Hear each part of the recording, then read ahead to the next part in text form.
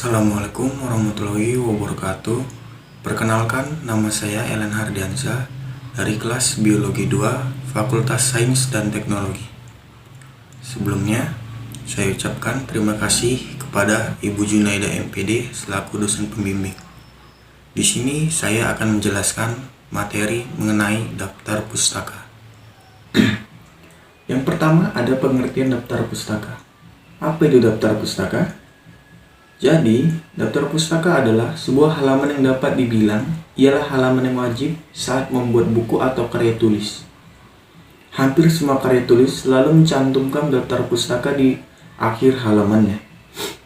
Hal ini dibuat untuk mempermudah pembaca yang ingin meninjau lebih jauh tentang apa yang sudah ditulis.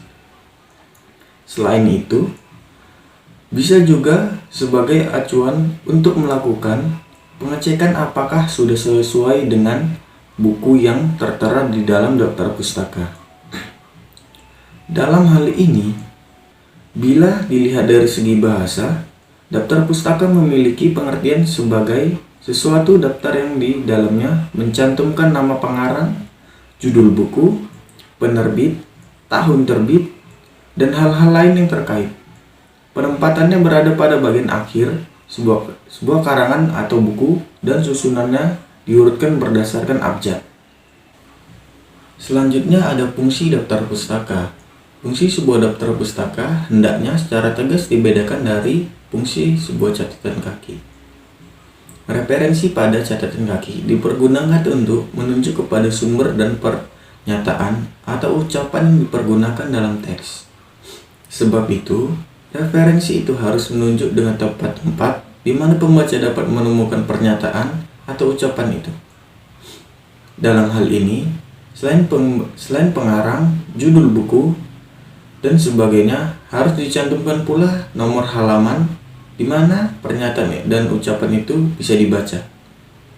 Sebaliknya, sebuah daftar pustaka memberikan deskripsi yang penting tentang buku, majalah harian itu secara keseluruhan. Karena itu, fungsi catatan kaki dan daftar pustaka seluruhnya tumpang tindih satu sama lain. Jadi, apa sih yang dapat kita peroleh dari daftar pustaka? Nah, ada beberapa hal yang dapat kita peroleh dari daftar pustaka. Di antaranya, yang pertama, memberikan informasi bahwa pernyataan yang dibuat bukan hasil pemikiran sendiri, tapi juga ditambah dengan pemikiran orang lain. Yang kedua, memberikan apresiasi atau penghargaan terhadap penulis buku yang telah membantu kita dalam menulis karya tulis yang kita selesaikan. Dan yang terakhir, menjadi profesionalitas penulis terhadap karya tulis yang telah dia buat. Selanjutnya ada unsur-unsur penulisan daftar pustaka. Unsur penulisan daftar pustaka ada 4. Yang pertama, nama pengarang yang dikutip secara lengkap. Yang kedua, judul buku termasuk judul tambahannya. Yang ketiga, data publikasi seperti penerbit, tempat terbit, tahun terbit, cetakan keberapa, nomor jilid, dan tebal atau jumlah halaman buku tersebut. Dan yang keempat, untuk sebuah artikel diperlukan pula judul artikel yang bersangkutan, nama majalah, jilid, dan nomor tahun. Selanjutnya ada syarat penulisan daftar pustaka. Ada beberapa hal yang perlu diperhatikan. Pertama, bagi penulis yang menggunakan nama atau keluarga, nama marga atau keluarga ditulis terlebih dahulu. Sedangkan untuk penulis yang tidak menggunakan nama marga atau keluarga, diawali dengan penulisan nama akhir atau belakang, kecuali nama Cina. Yang kedua, gelar kesarjadaan penulis tidak perlu dicantumkan dalam daftar pustaka. Yang ketiga, judul buku dicetak miring atau digarisbawahi pada setiap kata. Jika tidak, dibuat garis bawah yang bersambung sepanjang judul. Yang keempat, baris pertama diketik mulai ketukan pertama, sedangkan baris kedua dan seterusnya diketik mulai ketukan ketujuh. Yang kelima, jarak antara baris satu dengan yang lain berikutnya 1 spasi. Yang terakhir, jarak antara sumber satu dengan sumber berikutnya 2 spasi. Selanjutnya ada cara penulisan daftar pustaka. Terdapat beberapa cara ya teman-teman. Yang pertama metode Harvard dan yang kedua metode Vancouver. Yang pertama menggunakan metode Harvard. Sistem Harvard menggunakan nama penulis dan tahun publikasi dengan urutan pemunculan berdasarkan nama penulis secara alfabetis. Publikasi dari penulis yang sama dan dalam tahun yang sama ditulis dengan cara menambahkan huruf A, B, atau C dan seterusnya tepat di belakang tahun publikasi atau baik penulisan dalam daftar pustaka maupun sitasi dalam bentuk tulisan. Alamat internet ditulis menggunakan huruf italik. Dan ada metode Vancouver. Cara penulisan daftar pustaka dengan metode Vancouver ini sedikit berbeda dengan metode Harvard. Letak perbedaan sangat jelas. Dan kebanyakan sitasi jurnal ilmiah mengacu kepada cara penulisan daftar pustaka dengan metode Vancouver.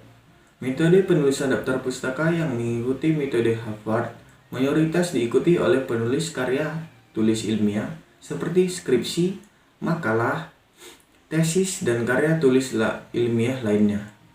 Secara umum juga mengikuti cara menulis daftar pustaka yang sudah umum, bahkan tidak mengikuti kedua metode tersebut, metode Harvard atau Vancouver. Selanjutnya, ada pun langkah-langkah penulisan daftar pustaka menggunakan metode Vancouver. Yang pertama, menggunakan balet angka. Yang kedua, angka tersebut menjadi rujukan dalam sitasi sebuah karya tulis yang dibuat. Yang ketiga, nomor rujukan atau referensi yang ada di dalam karya tulis itu harus sama dengan urutan penulis yang ada di dalam daftar pustaka.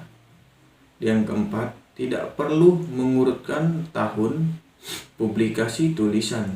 Dan yang terakhir, nama tidak perlu diurutkan berdasarkan alfabetis.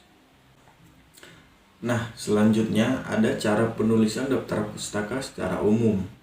Yang pertama dari buku.